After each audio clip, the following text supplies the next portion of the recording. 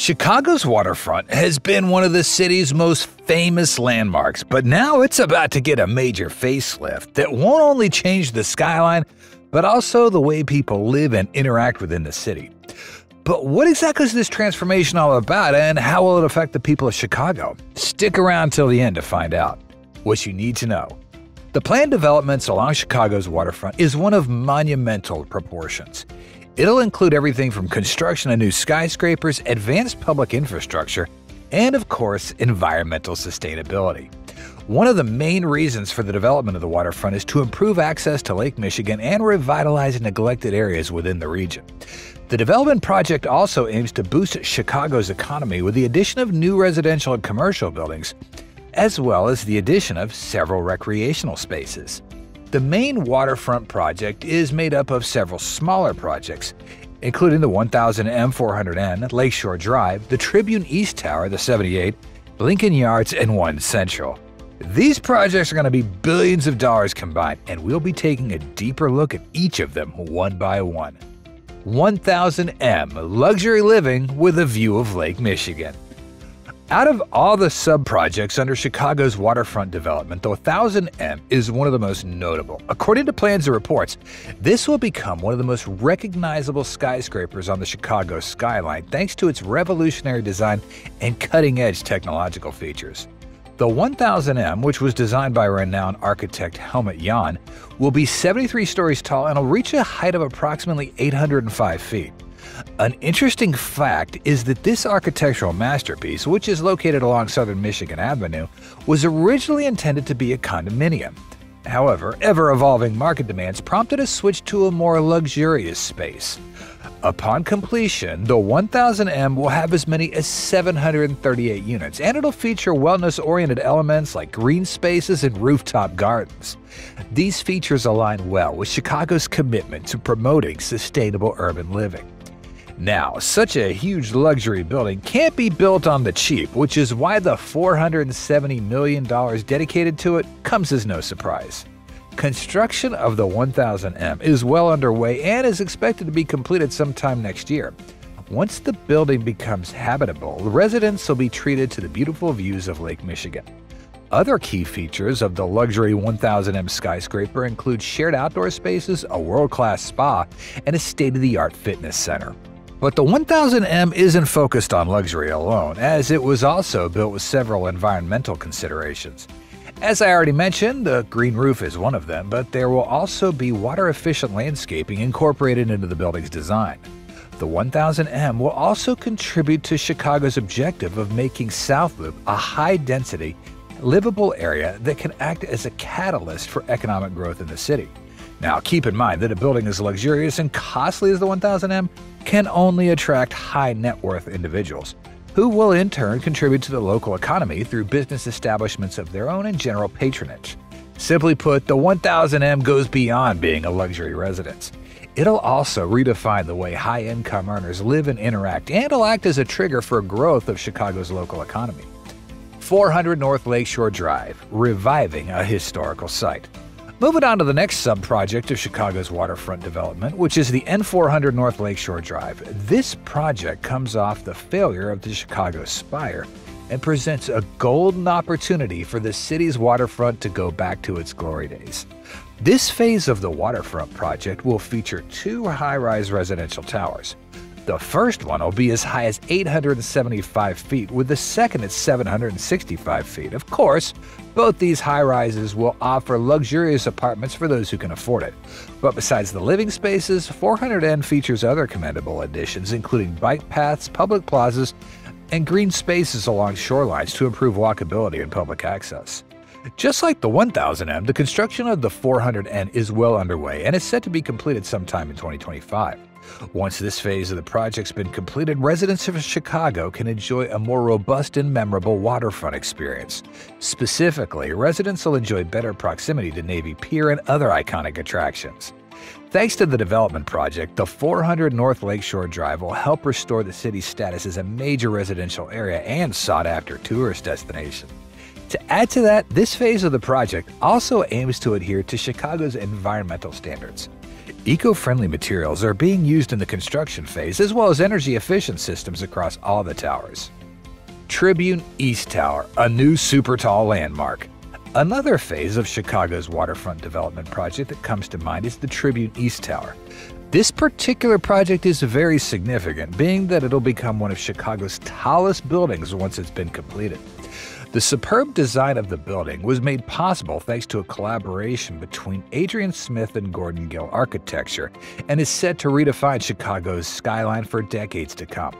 Now, I mentioned that this will be one of Chicago's tallest buildings when completed. But just how tall will it be? According to reports, this magnificent skyscraper will be up to 1,422 feet tall and will have 113 stories. As for the spaces inside the tower, it'll be a mix of residential apartments, office spaces, and even a hotel. But how much will it cost to build a luxurious tower like this? Going by official estimates, the Tribune East Tower will cost as much as $700 million to finish. It's been in development for years and is set to be completed sometime in 2026. And just like the other phases of the waterfront development project, the Tribune East Tower is also being built with the wellness of the environment in mind. So far, energy-efficient technologies have been employed to great effect during the construction stage. These include the use of smart glass for indoor temperature regulation, as well as the incorporation of green roofs to minimize the heat island effect. The Tribune East Tower will also have a significant effect on Chicago's local economy. The construction phase has already created many jobs for the locals and will continue to create more job opportunities even after complete. Residents of the tower will also support local businesses and potentially establish businesses of their own around the community, thereby creating more jobs outside the tower. But besides the economic impact the tower will have on Chicago, completing the building will go a long way in helping preserve the Tribune's complex architectural legacy. It will also offer locals and visitors a more modern experience than usual, thanks to the addition of public plazas and cultural spaces.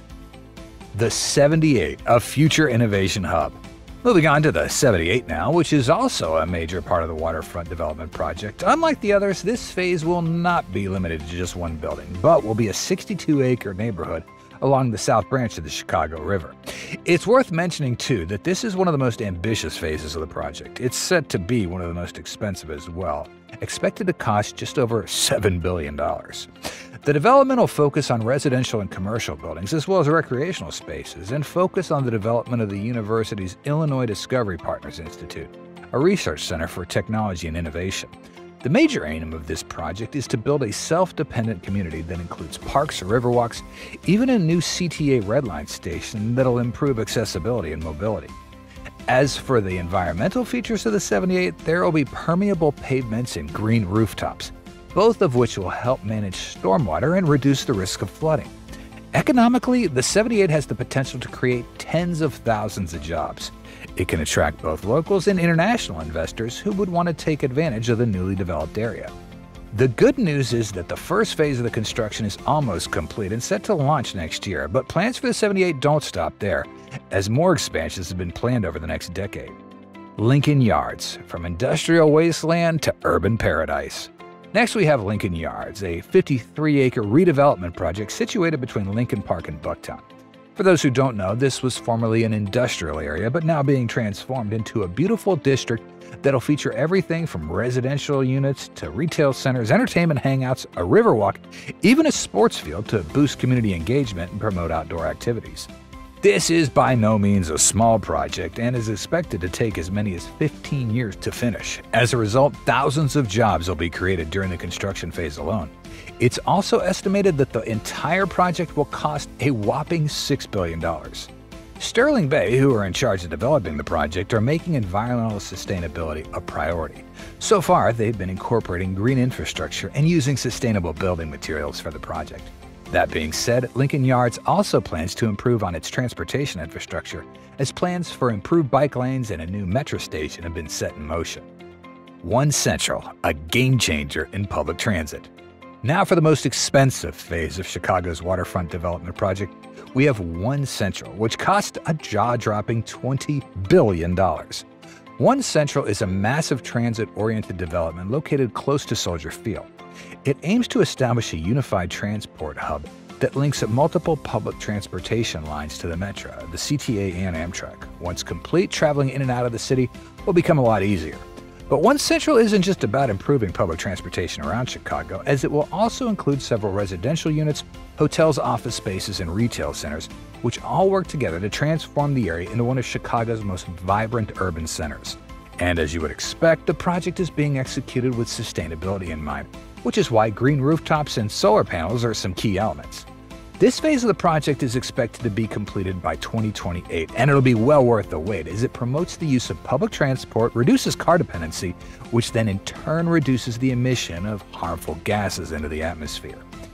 Environmental and economic impact of the waterfront projects. Chicago's waterfront transformation is not just about making the city look better, but also about sustainability and economic growth. Most of the developments include green roofs, energy-efficient systems, and public green spaces, which will reduce the urban heat island effect and promote biodiversity. These features align with Chicago's long-term ambitions, which include controlling climate change impacts and promoting sustainable urban growth. Economically, these projects are also expected to create thousands of jobs, both during construction and in the long term. The influx of residents, businesses, and tourists will improve the local economy, especially in real estate, retail, and hospitality sectors. To sum it up, Chicago's waterfront transformation project is a bold vision for the city's future.